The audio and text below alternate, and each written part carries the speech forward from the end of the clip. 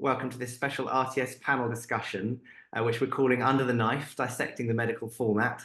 I'm very excited to be joined by three medical expert documentary producers who are making some of the best British primetime shows in this popular genre for UK broadcasters. And over the next 45 minutes, we're going to try and dissect the genre and discuss some of the challenges producers face when making these shows. We're going to talk about innovation, working with death, and increasing expectations of privacy and mental health. And we're going to leave 15 minutes at the end for questions. So if you've got questions you want to ask our panelists, please do put them in the Q&A box, which you can get to at the bottom of the screen. So introducing our panelists, we've got Adeline Ramage Rooney, Creative Director in the Fact Sense unit at BBC Studios. Adeline recently executive produced The Hospital, Life on the Line, which is set at the Golden Jubilee Hospital, the busiest heart transplant centre in Scotland. I think I've got that right. In the UK, actually. Great. The series launched last Monday at 9 p.m. on Channel 5, and it runs for 4 eps. We're also joined by Ros Ponder, who's Director of Programmes at Dragonfly Television. Ros executive produces Surgeons at the Edge of Life, and her series went out this spring on BBC Two. The series launched back in 2018, fun fact for you, and currently the team are filming their 7th series at Edinburgh's busiest hospitals, Royal Infirmary, Western General and St John's. And we've finally got Sophie Wright, who has just filmed, series produced and directed Super Surgeons, A Chance at Life, which is in its 2nd series. It's filmed at the Royal Marsden Hospital, which is a world-leading cancer centre. And the series launches next Tuesday, the 18th of June at 9 p.m. And just to introduce myself, I also exec produced Super Surgeons, and before that series directed Baby Surgeons for Channel 4 and a heart transplant film for BBC Two. Our panelists have decades of medical experience making programs between them, so I think we're set for a very interesting deep dive into the form. And so off we go. And I think, you know, we've been talking together before this panel session about the subject areas, and innovation, I think, is something that's really important to all of us, not just for winning business, but genuinely finding original and creative ways to get to the heart of the stories we're telling. Adeline, I wonder if I could start with you, because your show is brand new and you've actually had to kind of start from scratch. What became important in terms of innovation and creativity, and how has that kind of worked for you? Well, I think in terms of anything to do with access, I think it's really important to be led by the access and by the type of stories that you're going to be able to make in that place, and really not trying to box them into what you're looking for, but to go in with an open mind as to what the form of storytelling might be. So we heard about this heart unit in a hospital just outside Glasgow, 30 minutes outside of Glasgow, and it sounded really unusual because it wasn't in a major, well, not in a major city centre, but it is the busiest heart unit in the entire UK, and they're doing the most transplants in the whole of the UK, heart transplants. And they've attracted all these cutting edge, really, really world-class heart surgeons and cardiac surgeons to go and live there and work there. And the west of Scotland has the worst heart disease in Europe. So it's kind of, it's been this thing that has grown over the past couple of decades. And they're doing incredible things now. So we heard about this place, and they'd had their fingers kind of badly burned with an access thing a few years ago. And so they were not very open to it initially, but they were keen to hear our take on it. So I wanted to do something really quite different with a program. I think there's been a lot of different shows about transplants that you made an incredible one yourself, James. But I wondered if there was a kind of warmer way of telling these stories. It became quite immediately obvious that this wasn't a place that was doing emergencies, really. There wasn't that the kind of shows that the kind of storytelling that Ros's show has, where, you know, you've got that real sort of instant drama. These were all elective surgeries, but what you get with that is an opportunity to, so initially we sort of thought, oh, it's not going to be dramatic enough, it's not going to have that urgency. But what it offered instead was the opportunity to get to know people and to build up their personal stakes. So we thought, okay, so this is a heart hospital. We can get to know the people. How about if we come at this show through the lens of love? Because it was also really evident that the people working in this hospital were really passionate about what they do. They seem to have attracted a team that works like a family. The first meeting, it wasn't some sort of highfalutin me and, you know, the head of the hospital. It was a whole team that sat around the table to listen to my pitch.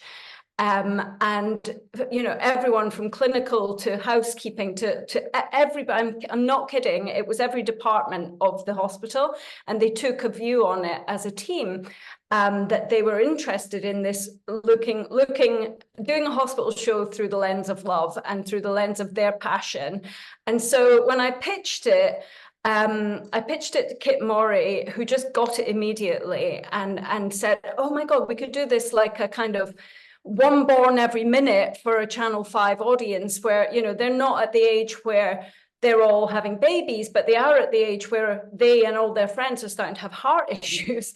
So we could create this lovely, warm, appealing, very story-driven program that is about loved ones getting back to doing what they want to be doing and the people they want to be doing things with, but having major operations, surgeries, heart transplants in several episodes. So that lens of love, Mm-hmm. the lens of love became the concept for you that won you both the access and then the commission. Yeah. Yes, it did. Yeah. Ros, you're kind of seventh series in now, where I'm so on the longest journey of all of us when it comes to kind of medical formats. What's changed in surgeons over time, and why? Well, actually, not very much. And I think I actually think the reason that Surgeons is so successful, and we haven't seen a drop in the audience over 6 series, which I think is pretty extraordinary. And I think the reason for that is that it still feels really innovative, and it offers something really distinct and different. And I would obviously love to take the credit for that, but I have to sort of say now that the idea was dreamt up by a team at Dragonfly that I wasn't actually a part of. So I am totally riding on their brilliance. But I think, you know, back in 2018, they really struck on something, a very different approach. They were sort of looking at all the other medical shows out there. And most of those shows were quite fast paced, focused on patient stories. That they were brilliant, I should say, by the way, as well, but they focused on patient stories, and across an hour you would maybe intercut, you know, multiple patient stories, and you would focus on the emotional drama through their eyes, so through the eyes of the patient. And what the Dragonfly team did so brilliantly was they identified an area of the hospital that hadn't really been explored properly, and that is still a real mystery, I think, to most of us, and that's the operating theatre. And they slowed things right down, and they decided just to focus on 2 really dramatic, brilliant operations, and tell the story of those operations inside that operating theatre in real detail, so that what you get is a sort of hardcore specialist factual deep dive into the science. The geekier, the nerdier, the better. That's our audience. And the other thing that they did was they decided that instead of focusing on it from the patient's perspective, they would focus on it from the surgeon's perspective. So right from the beginning, at the start of the show, we start with the surgeons, and they guide us through each story, and break down those very complex operations for us, and explain their decision making and the way they think. And so sort of as a result, I think you've got something very distinct, very different. It feels like really privileged access. You're going into a part of the hospital that you wouldn't normally ever get to go into unless you're unconscious. And you're getting into the minds of these extraordinary people who literally, I guess, you know, sometimes are holding our hearts in our hands. So I think it still feels really distinct. I think in terms of how we've moved it on over the last 7 series is, as I say, not significantly. We've moved into trauma. So we've done some episodes where we focus on the science of trauma. We definitely, I think, are always trying to find the most innovative sort of groundbreaking stories. So always looking for operations that haven't been done before, or that really pushing the boundaries of science. So that I think that sort of adds to that feeling of really special access and feeling like you're watching something different. Does that bar get pushed up, do you think, over time? Oh yeah, I mean, it's a nightmare for the teams, because it's, you know, constantly they're coming up with operations that we've done before, or they're a little bit too similar to something that we've done before. But yeah, we're constantly looking for something that's pushing the boundaries a bit further. The slight difficulty we have is that a lot of the really cutting edge stuff is now being done by robots, or, you know, it's done through keyhole surgery, and what we really want is the open surgeries where you can really see the anatomy and what's going on. But yeah, I think the bar is always being pushed. It's always going higher. Yeah. Your USP is that focused approach and kind of slowing things down in the operating theatre. So Sophie, super surgeon, obviously unique because it benefits from access to the Macmillan Cancer Support Line, as well as telling stories in the hospital. Can you just tell us a little bit about how the series works and what might change this year from last year? Yeah, so with super surgeons, we have this quite unique part of how we make the series, which is in partnership with Macmillan Cancer Support, who sponsor the series. And obviously it's lovely having a sponsor that editorially sits so well alongside the purpose of the show, which is to celebrate the work of the Royal Marsden Hospital.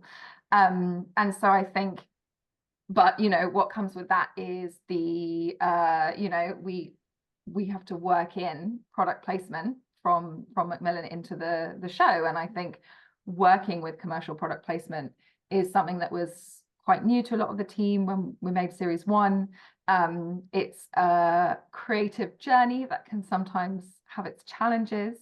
And I think getting that right and making sure that it felt not only editorially relevant, but actually that it improved the series and kind of earned its place there and brought more heart and story to the series was really important to us. But it's not easy to do, because it you know, you're very aware when you have product placement that it's there for a slightly different reason maybe than the content of the documentary side of things. So we worked really, really hard, and we went through lots and lots of iterations on both series about how to do that and to do it well.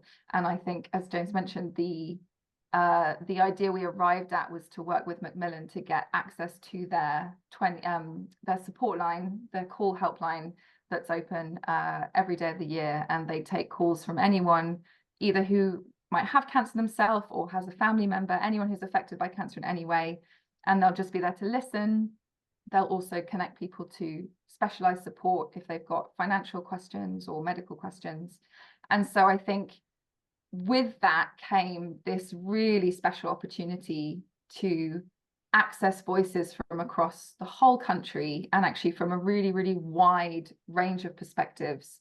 Obviously, the two main patient stories we have in each episode, it's one patient, it's one family, it's one type of cancer, it's one operation. And I think it's really special to be able to focus on just 2 per episode and go in a bit deeper. But it was really important to us to kind of build a picture of cancer across the UK more broadly, and to bring, you know, voices from different regions. And I think that's what ended up being really special. And the way we did it in the series is to have these breathing spaces in the films between scenes that let us just go up to 10,000 foot and hear almost a patchwork of different voices, and to use kind of visual imagery as well from across the UK. And I think it's something that started off as brainstorming to solve an editorial challenge, which was how to work this product placement in. But I think we all agree that it's actually made the films incredibly special. It's one of my favorite part of all the films, and I think it's something that took a huge amount of work. It took a huge amount of work to negotiate with Macmillan. It took a huge amount of work to work out the consent protocols for keeping those calls and the multi-stage process to talk people through being part of the program. And it's not necessarily something we would have put the effort into if we hadn't had that, you know, that challenge of how do we work this product placement in. But I'm so glad we did, because I think it yeah, it's been a really, really special part. You've arrived at this kind of micro and macro, which is hard to get to land in a series, and that kind of scale. And I wonder if we could talk a little bit about some of the harder stuff that we deal with on these projects, and working with death is something that any of us can face when documenting patients who are undergoing treatment, because filming often involves critically ill patients and people who are at the end of their lives. Sometimes the death of a contributor can be unexpected, and it can even be traumatic, and this presents all sorts of challenges for production. So, you know, we know that obviously the welfare of the team, duty of care to next of kin and extended family has to be thought about, handling of the story editorially, budget and schedule management often doesn't get talked about, but can have a really big knock-on effect. Back to you, actually, Sophie, just because the new series that comes out in the episode 1, which is next week, there's a death that's featured, which is quite an unusual thing to do at the start of a series. I wonder if you could tell us a little bit about that story and what kind of challenges that, and why you felt it was important to put that story in the series. Yeah, so we have the second series is starting next week, and in all of the episodes have 2 stories in them, and in our first episode we feature the story of a young man called Cam, who is a father of a small child and has testicular cancer. And I mean, I will let people watch the program next week, but it was a particularly unusual case because actually the story focuses around whether patients can actually even have operations and the difficult decisions surgeons take about cancelling operations or choosing not to go ahead once they've started, and actually where that line is drawn between taking a small chance that you might be able to help someone and give them some more time versus being really pragmatic about the quality of life implications it has on that patient. And that's obviously something that doctors try to leave in patients' hands as much as possible, but it is something they have to take responsibility for. And we actually got into quite interesting philosophical discussions with the doctors because they'd actually acknowledge that, again, while they often give choices to patients, they do acknowledge that most patients will take their advice and do that because they want someone to trust and they want someone to guide them, and the kind of the pressure that comes with that. So it's on the surface a story that maybe we might have considered not telling, or it might on the surface look like one that wouldn't be top of the list to include in terms of all the patients that you film through a series and the ones that actually make it into the final programs. But it felt really important to tell it from the doctor's point of view, because I think it's really important for them to have a route to talk about what they perceive as failure and when they really struggle. And I think it's very easy to celebrate the successes and, you know, the really, really positive stories. But the doctors, I think, all found it, and the medical staff, I should say, found it really, really important to talk about when they don't get to do their job the way they want to. And then obviously the other huge part of it is the patient and their family. And we had a lot of conversations with Cam while he was being treated. And we had a lot of conversations with his family after he died.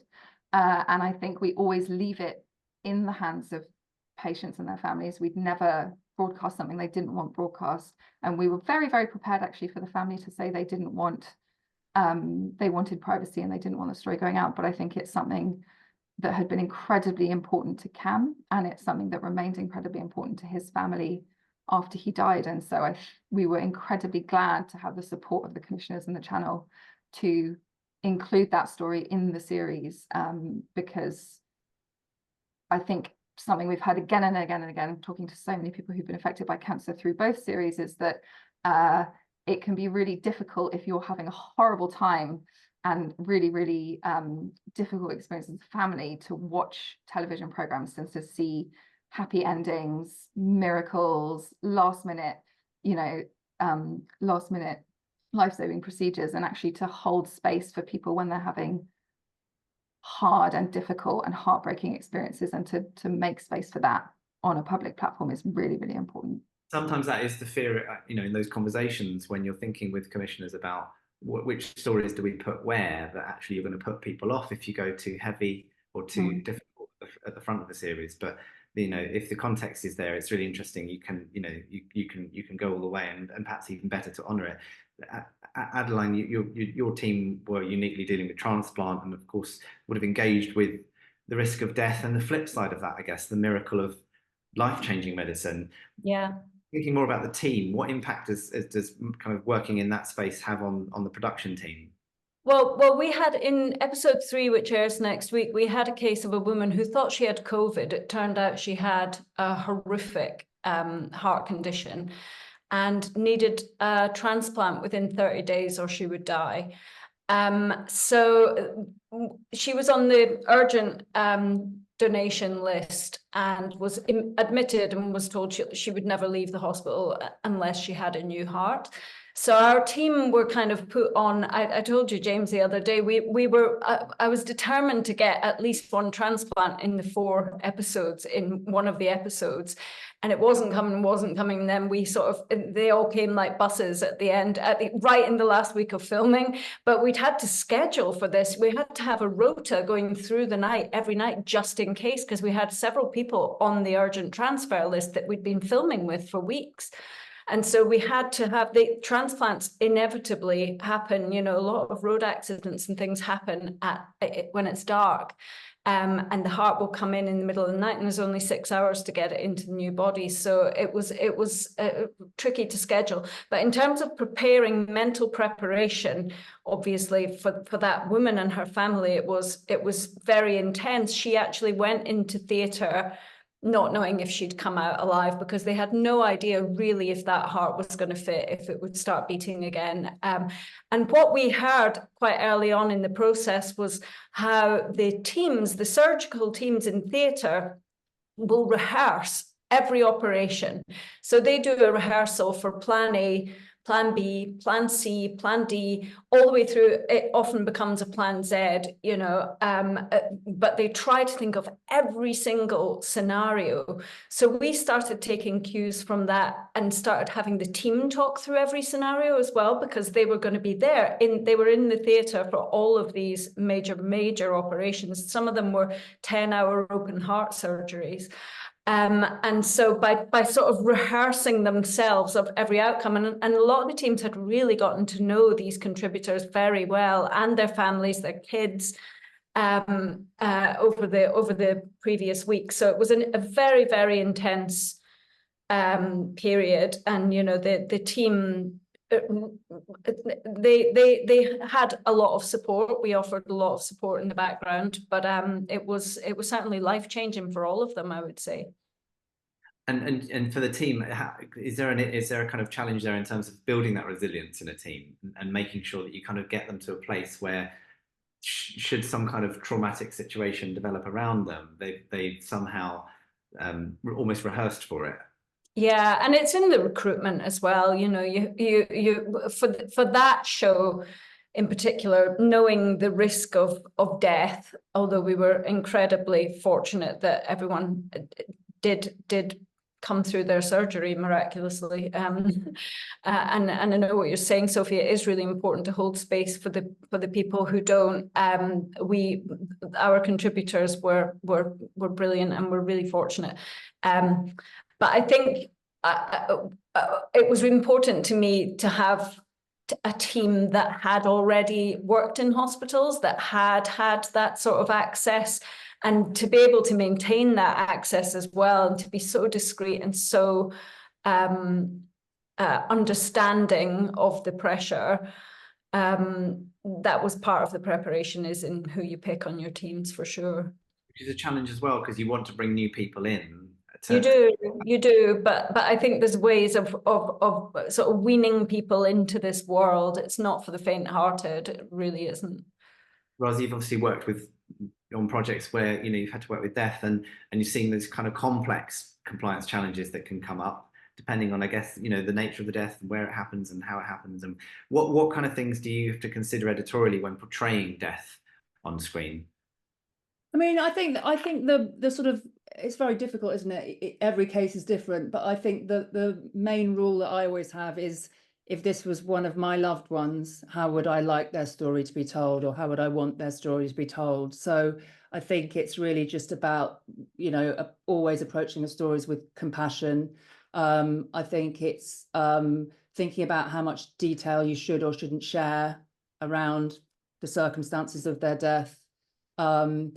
we always think about, you know, what would be the lasting sort of images that you might want to include of this person at the end. So we usually speak to family and friends and get photographs so that there's, you know, pictures of them at a better time, so that there's some sort of a tribute at the end. But yeah, for me, it's just always imagine this is someone that I love, and how would I want their story to be told.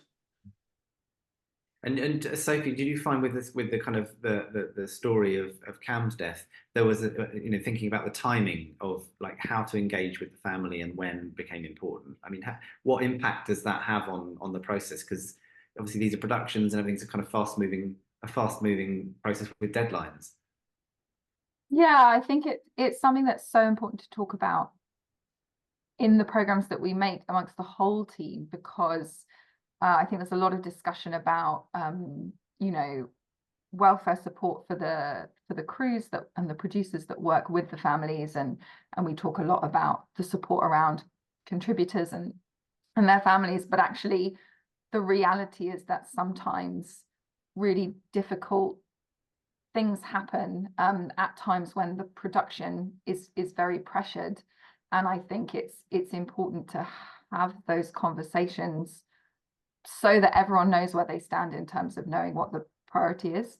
And you know, we had a really fantastic production management team who, while they still had their job of kind of making sure that the production came in on time and on budget, we were actually right in the middle of the edit. We were about I was actually, it was a couple of days before we were due to film with Cam that he died. And we were about a week away from showing him and his family the film. So it came at a really sensitive time. And obviously from our perspective, the right thing to do at that point was to give the family time. They knew he was coming to the end of his life, but it was still a bit sooner than they expected. And, you know, we were really supported by production management, you know, not to put pressure on us, to give them that time. We were really supported by the channel. It ended up us needing, you know, extra money to extend the edit out. You know, quite a few weeks out of the edit, we just paused production and gave them that time, because I think it comes back to what Roz said really beautifully, which is, you know, everyone deserves to be treated with respect and love. And we always, again, went by the view of what would you want if that was someone from your family. And ultimately, you know, the grief process and being able to do that well and having a kind and supported experience through that was so much more important than a deadline or a delivery. And actually it ended up meaning that the final program of 4 was delivered after the end of the financial year, when it wasn't supposed to, and it came in quite late, and we had a huge amount of support from both Wonderhood, the production company, and from Channel 4 to do that. So it's something that if it doesn't go right, and if you don't have that support, can actually end up being incredibly stressful and incredibly difficult. And I think it's lovely to have absolutely everyone in the team on board with understanding why we have these protections around contributors and their families. It's that duty of care towards contributors is so important, and we would have to take it very serious no matter what program we're working on, but particularly in the medical space. I wonder if we could talk a little bit about filming in highly sensitive spaces, because capturing patients, obviously, and those who treat them often involves filming and working in areas like A&E, intensive care, or 999 if it's ambulance, or the charity call centre, and super surgeons. And these environments are increasingly complex places to navigate with cameras, because the expectations of privacy are increasing over time. Roz, I wonder if we could talk a little bit about the kind of high volume filming in sensitive areas in hospital, because in surgeons, you've got to keep moving through wards, and you're going to find yourself in lots of different spaces. Are you able to speak to kind of some of your experiences in managing those sensitive scenarios? Yeah, I mean, I think the first thing to say is we have a massive duty to protect the privacy of everyone in a hospital. I mean, unless you're in a maternity unit, you probably don't want to be in hospital, or you're probably there because you've got no choice. You have to be there, and you might well be at your most vulnerable. And the last thing that you need is the stress of, camera crews and wondering what the hell they're doing and why they're invading your privacy. And we also have to be really careful that we don't put people off seeking treatment. You know, it has to remain a place that is protected and where people feel safe.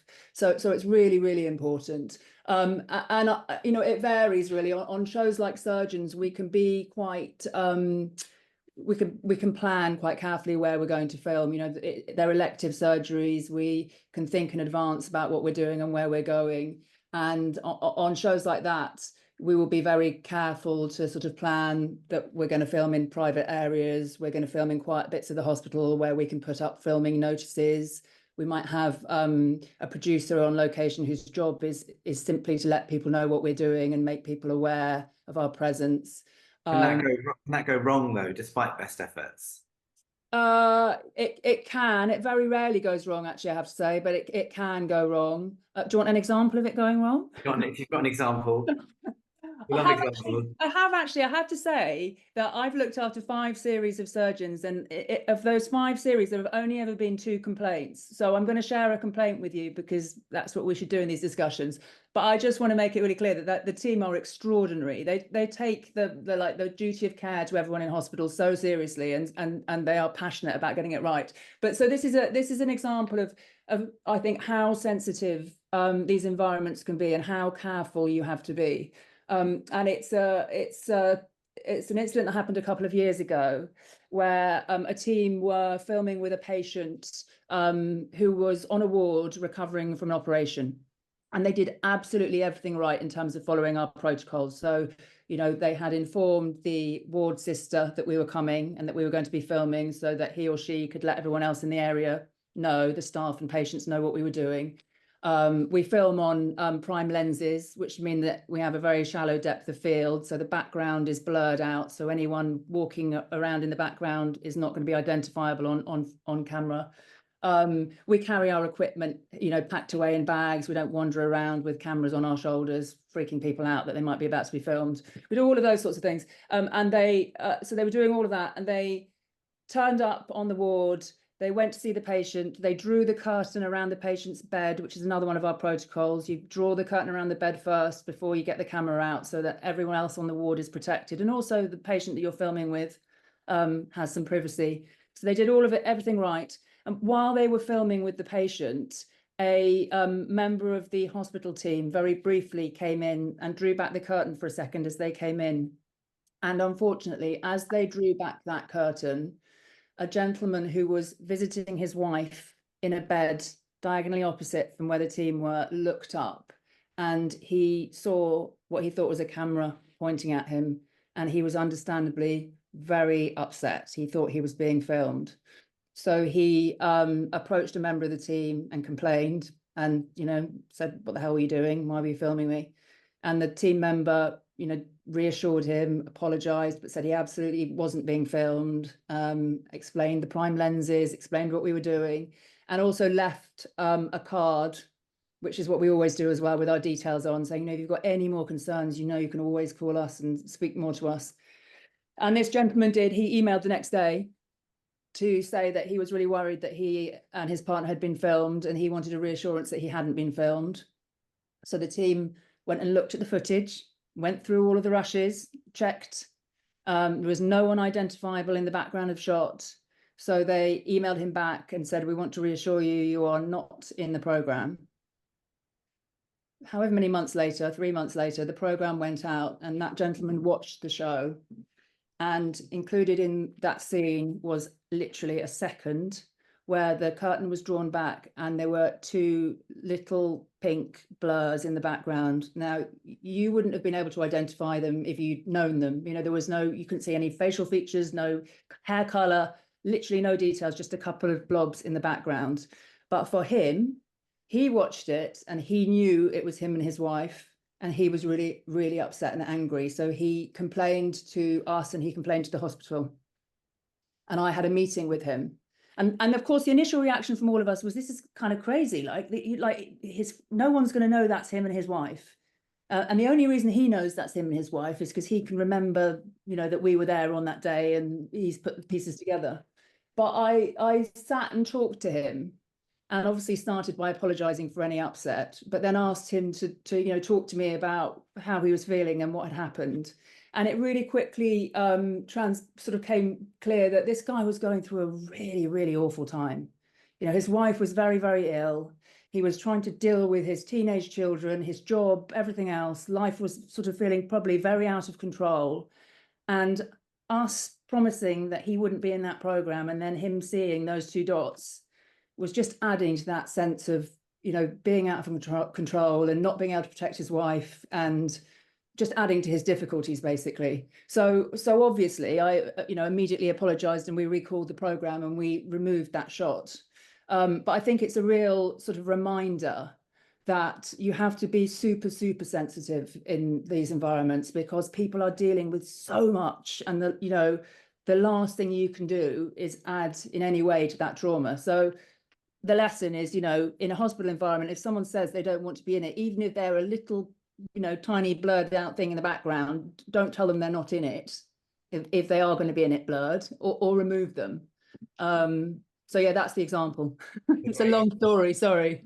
No, it's worth sharing. Thank you, Ros. And I think it, you know, it shows just how challenging it is to kind of work in those spaces, and also, you know, where the risks lie, and how despite best efforts, sometimes they, you know, you have to manage the fallout of that. And I wonder if it's worth naturally then coming from here on to kind of the subject of mental health, because contributors obviously, you know, get impacted by filming as well as the situation that they're facing. I'm just going to remind everyone that we've got an opportunity to kind of ask questions to the panelists as well, because there's a little box here, and if you've got questions you want to add in there at the bottom, please feel free to do that, and in about 5 minutes we'll ask some of those to the panelists.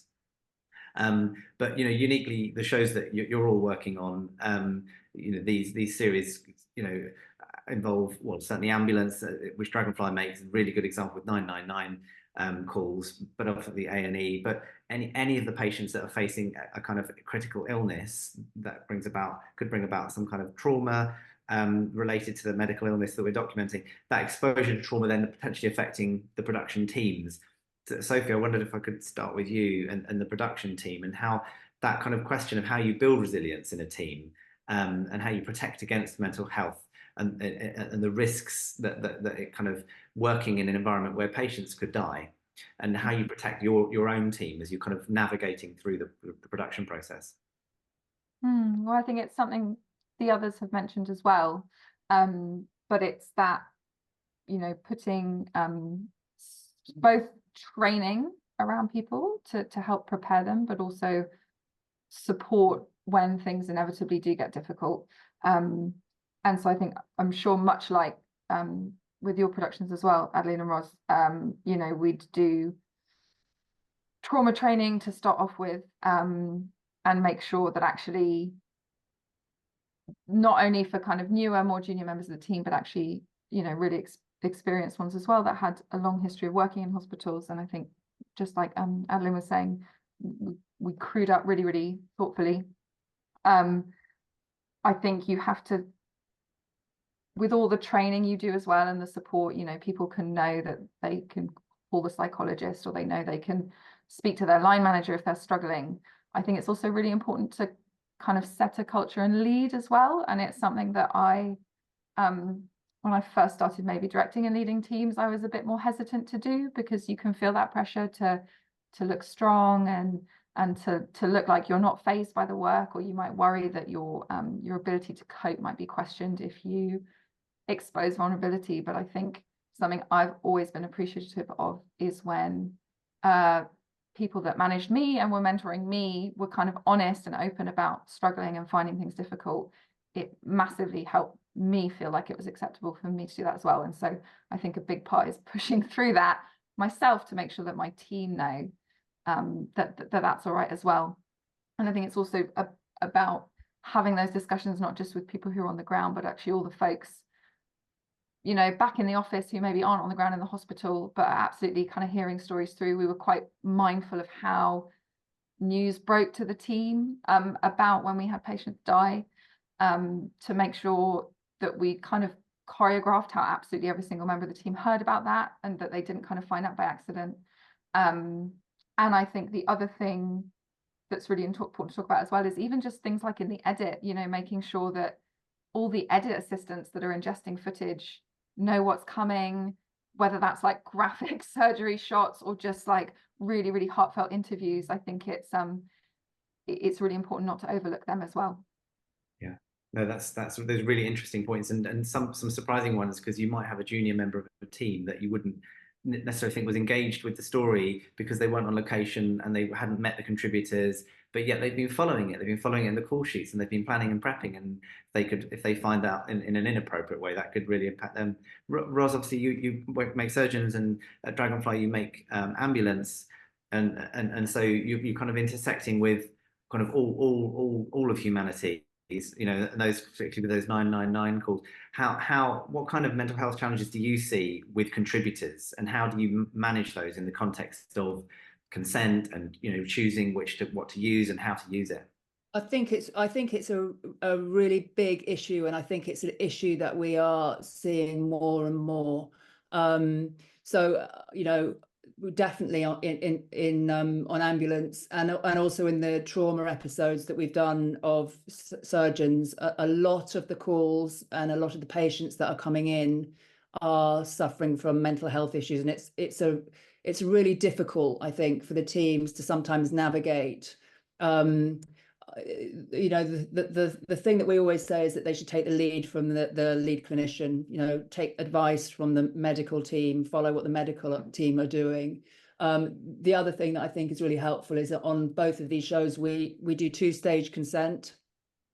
So I don't know whether you guys do that on your shows as well, but we ask our contributors for consent to film, and then we ask them later down the line for consent to broadcast, which means that there is time between that initial filming and you know, the program, the edit, and the program going out to really make sure that our contributors are okay with what we're doing, and that the you know, it's appropriate for them to be included in the program. And that's all about talking to the support networks that they may have around them, family, friends, doctors, you know, all of that. But I do think it's a really big issue, and I think it's something that we probably need to talk more about in our industry in terms of offering support to the teams, because I think it's very difficult on the ground to, you know, deal with people sometimes with complex mental health issues, especially when they're in those traumatic situations and they're just coming in and you're having to make quick decisions about whether it's appropriate or not to film with them. You know, we filmed, I think, a year or so ago in trauma with a guy who we thought was okay to film with initially, and then we discovered that his injuries were all self-inflicted, and actually he was really, really not a very well man at all, and obviously very quickly made that decision once we got that information to, you know, stop filming with him. But it's just very difficult. And yeah, the main thing, the main bit of advice we always give to everyone on our teams is take the advice of the lead clinician. You know, you're always with doctors, so lean on them for the initial advice. Mm-hmm. And one last question to you, Adeline, on this. I'm thinking about the aftercare as well, because once a show goes out, you know, there's a temptation for the kind of the budget stop, schedule's over, the team have disbanded. What kind of thought do you have to put into that on, I mean, your new show in particular? Yeah, well, I mean, we wrapped on that and delivered it a good couple of months ago, but we have kept someone on a retainer. Well, he's actually working on another one of my shows, but he has been doing prep calls with everyone and doing a call the morning after to just talk through how was it, what did your family think, you know, how was the experience? Because remember, we don't ordinarily show people the films. I mean, in extreme cases you might in advance, but they're seeing their internal organs sometimes on the telly. You know, it's pretty mad. And so really giving them the opportunity, we talk them through every single shot pretty much in advance, so there aren't any surprises.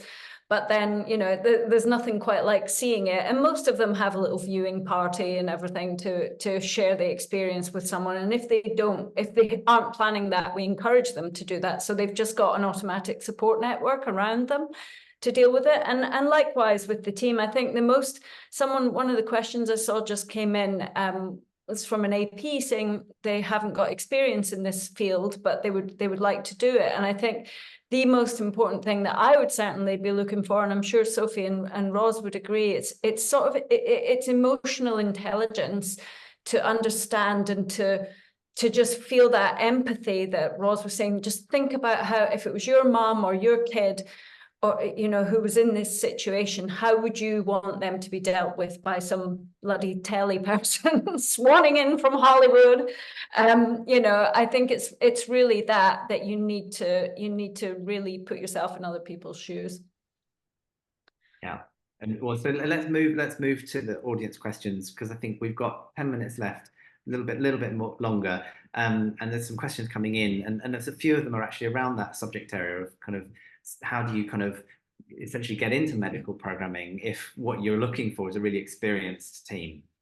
And a question here about kind of recruitment and really kind of, you know, what kind of role would you take someone that in a medical environment? I mean, I guess Roz, thinking about Surgeons, which is a uniquely large production running for a number of episodes with each series, how do you manage recruitment and getting people upskilled series to series? Well, it's interesting because we've just moved to Scotland, so it's a brand new and very brilliant team on it in Scotland now. But prior to that, we had pretty much the same people coming back year after year after year. It's one of those shows where, you know, the team that work on it are committed to it and love it and keep coming back, and we have grown people a lot on it. But I mean, I think I would just say the same thing, is that, I mean, we definitely bring people on in the researcher and AP roles, and sometimes in producer roles, who it's all about having the people skills. So they don't necessarily have to have medical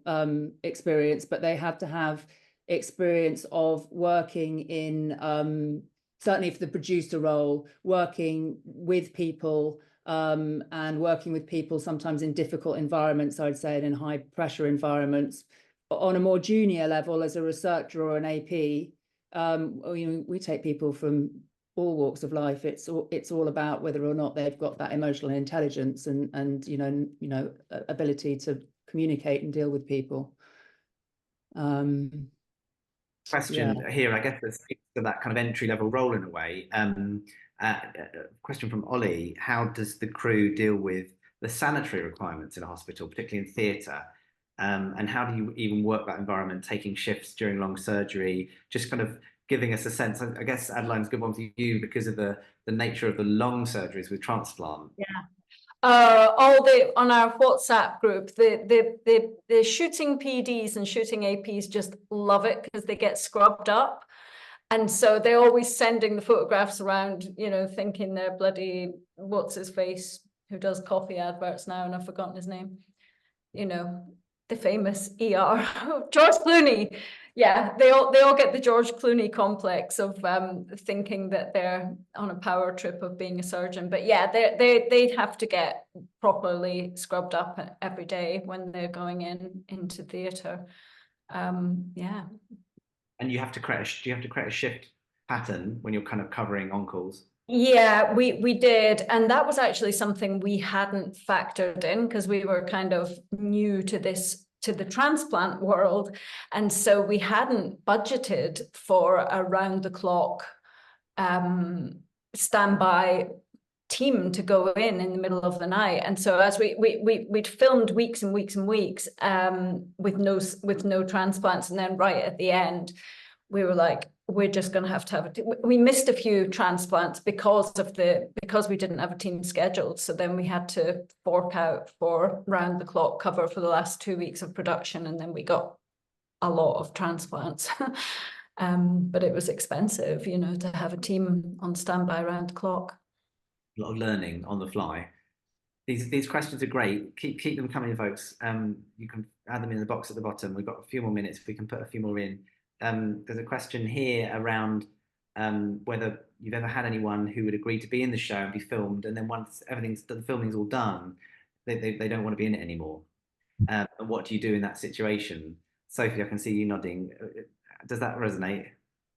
It does, mostly because it happened very recently. It happened to us on this series, and I think it comes back to what the others were saying about two-stage consent, you know, that's something that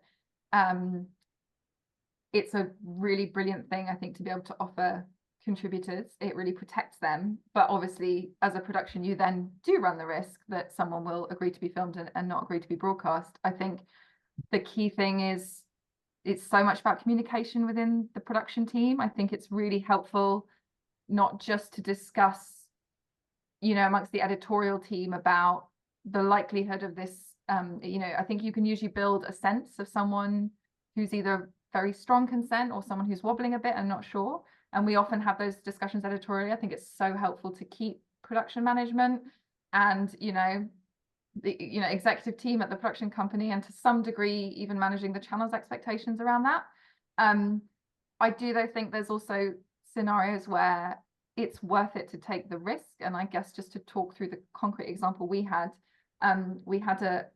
a young woman who had a really remarkable operation, and she was really happy to be filmed, but she really wasn't sure how she felt about being broadcast. But I think the two-stage consent process is what made her feel safe enough to let us film her operation. And we sort of knew ahead of time that she was probably the most on the fence about doing it. But I think the story was so remarkable that we decided it was worth the effort and the expense of cutting the story together to show to her, because we felt she probably wouldn't be able to make a decision until she'd actually seen it. So we spent a long time. Like the informed consent part of it is kind of, you've almost got to put it in front of the person. For them, you know, they need to be able to see it. So we spent a very long time, or we spent several weeks cutting the story together and actually getting it in the best shape possible for her to see it. So polished, you know, music in and probably a degree further than you might, knowing that the story is likely to fall through. And we showed it to her, and she, you know, she thought it was made beautifully. But I think the reality hit her that that was going to be on TV and everyone she knew was going to watch it. And she was just felt she was actually too private and she didn't want it in. And she was really apologetic and quite, you know, we had to be quite reassuring that she didn't need to be embarrassed or apologetic that she hadn't put us to trouble. But it was, you know, slightly gutting from our point of view. It was a fantastic story. It was actually one of the only operations we had done by a female surgeon, which meant we ended up with no female surgeons in the series, which was, again, really, really gutting. But it was obviously important to respect that she'd made that decision. But it was, I think, really important that we still tried. We could have just not taken the risk early on, but I don't think that would have been the right thing to do. But again, it needs the logistical support. You need the funds in place to be able to do that. You need buy-in from the channel and from, you know, the people who are managing the budget to be able to make that work. We've got an interesting question from Will. Do you think a presenter-led format helps to tell the story and de-jargonize, or does it distance the audience from the action? And do you have kind of a preference as to approach? I know that there's commentary in some of the series here. Sophie and Super Surgeons doesn't have any commentary. Don't think, you know, presenter-led is necessarily, you know, the go-to. You see both in the market. Can any of you speak to your experience with maybe experimenting with commentary and whether to kind of have a presenter in or not? I can certainly briefly speak to a journey we went on a heart transplant film, which actually had a presenter in the series and in the film itself. And actually, interestingly, the presenter came out once we got into the edit, because we realized that the presenter was in fact not allowing us to kind of get to the action in the way that we wanted. So certainly from experience, I've seen that journey, but I guess a lot of it's about the design and the structure and what that presenter's doing. Roz, have you made kind of any medical shows where you've had a presenter, or do you have a preference? Yeah, I have. I don't think I have a preference. I made a show for BBC Two called The Diagnosis Detectives. I don't know if anyone remembers it, which is about, I don't know, it was just before lockdown, I think. It was presented by the brilliant Michael Mosley. And he did an extraordinary job. He was really helpful. It was a sort of an attempt at doing the Real House. It did really well, actually. It was a really interesting series, a really interesting format. But it was, we brought together a group of specialists who are like in the top of their field, and we tasked them with seeing if they could diagnose patients who had been living for, you know, a number of years with undiagnosed conditions. And Michael was sort of the ringmaster. He was brilliant. He chaired these MDT meetings with all the specialists and helped to sort of make sense of all the very complex jargon that came out in those discussions, and then sort of connected those scenes, those sort of very set scenes in the MDT room with the patients at home or coming in for treatment. So he worked really well on that. It was a very formatted series. And it really helped, I think, to have that one voice sort of connecting everything up and bringing it all together.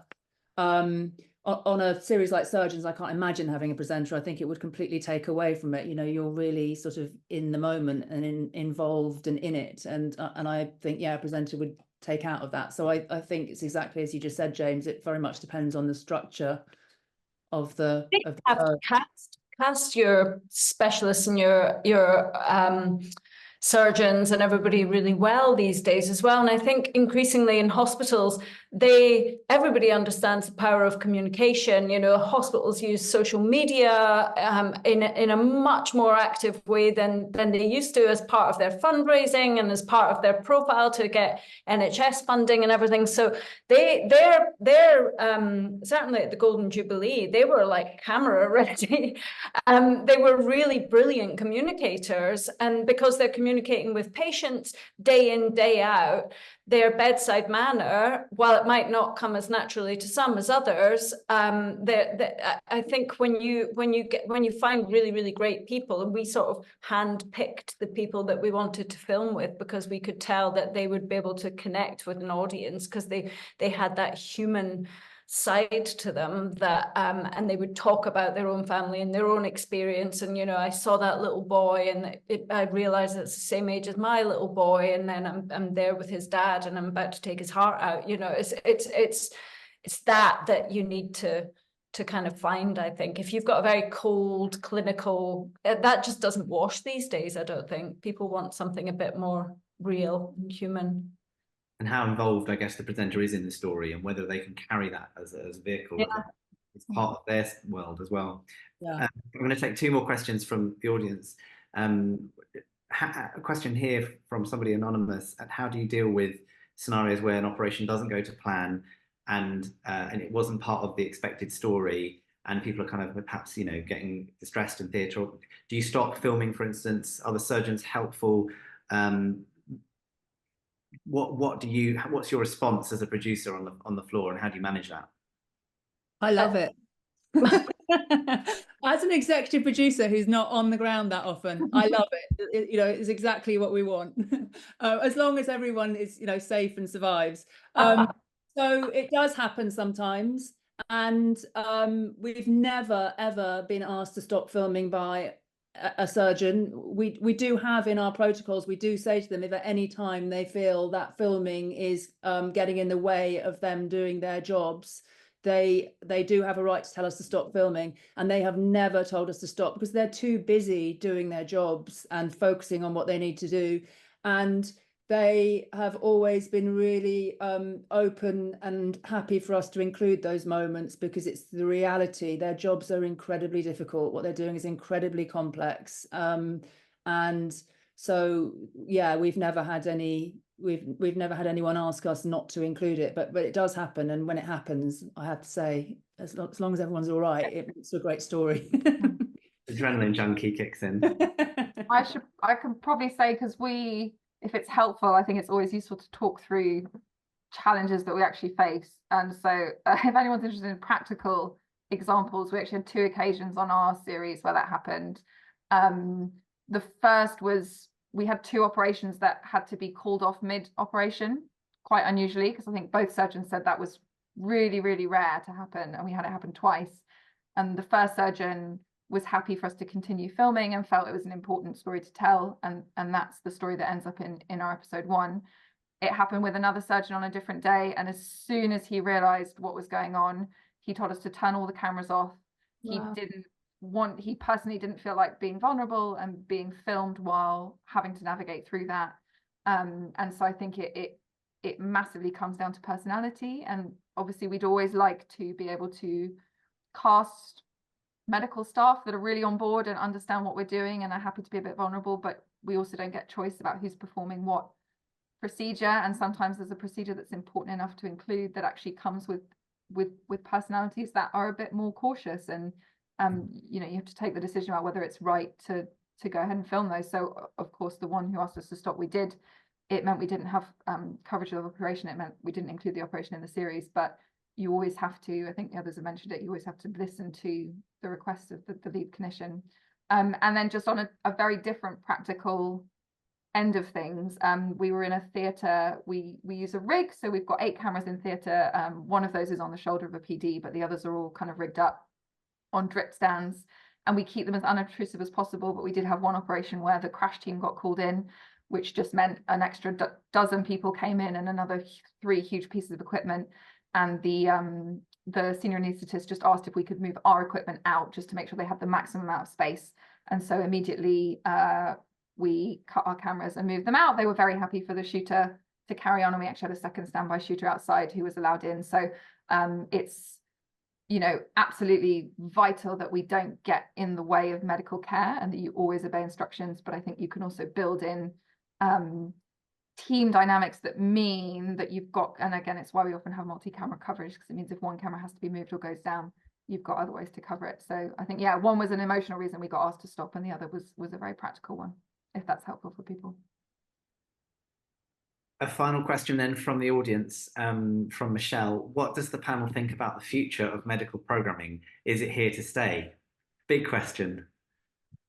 Does anyone want to have a go at that? Just no higher stakes, is there, than life or death? So yeah, I think it's here forever. It's our challenge to keep evolving it, keep telling stories in different ways, finding different amazing people to tell the stories with.